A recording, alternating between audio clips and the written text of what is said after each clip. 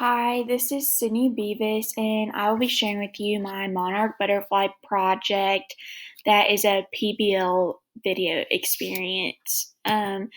So this video is covering elementary school students who are learning about the migration patterns of monarch butterflies, and they are using a PBL learning classroom to do that.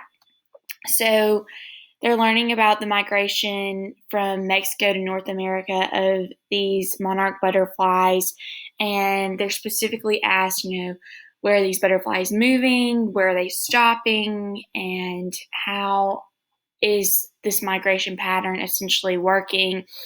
And they are sent at the beginning of the video monarch paper mache butterflies from students in Mexico. But migration is the key part of this lesson, and that's what we'll be speaking about today and how it was implemented in this classroom. So the lesson begins with these monarch butterflies migrating from Mexico to North America, and as this lesson progresses, students are not only now interested in the monarch butterflies, but different types of animals that are migrating from all across the world to different places and just migration in general. So the students are to, pick an animal and follow its migration patterns, and they're doing this in groups.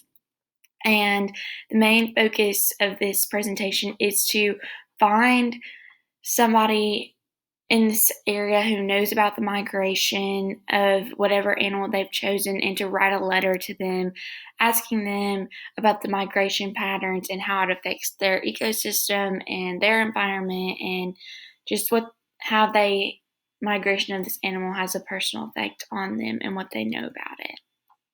So what I've seen from this video of these students learning about migration is that PBL is a really great way to teach students effectively, because they're getting firsthand experience, and they're really getting a hands-on effect versus working through a worksheet where they might not really in depth truly know what migration is like.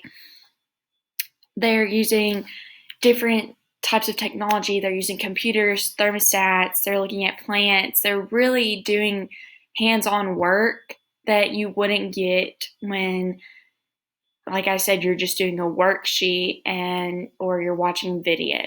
You're not getting that experience that these students are really getting with this PBL learning. I really like this type of platform, and just the fact that you do get to go in depth, and just the interactiveness that you're seeing and that the teacher is getting, because they really know that their students are learning what they're teaching, and not just watching a video and hoping that they understand the meanings of migration and how it affects them, versus with PBL, they're getting to go out and learn and see and do versus just watching. So it's great for teachers and for students in this aspect that teachers get to know what their students are learning, and students really get to in-depth learn whatever the topic is.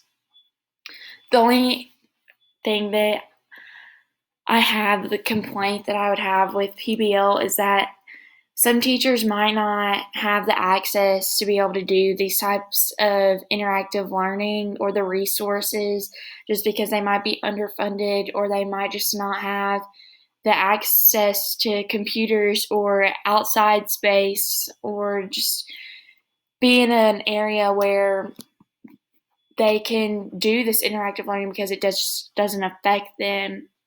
However, I think if teachers and students do have the access, then they should use it, because PBL is really great. And I would highly recommend it, and will be using it in my classroom. I hope you have a great day. My name is Sydney Beavis, and I hope this has shed some light on PBL learning.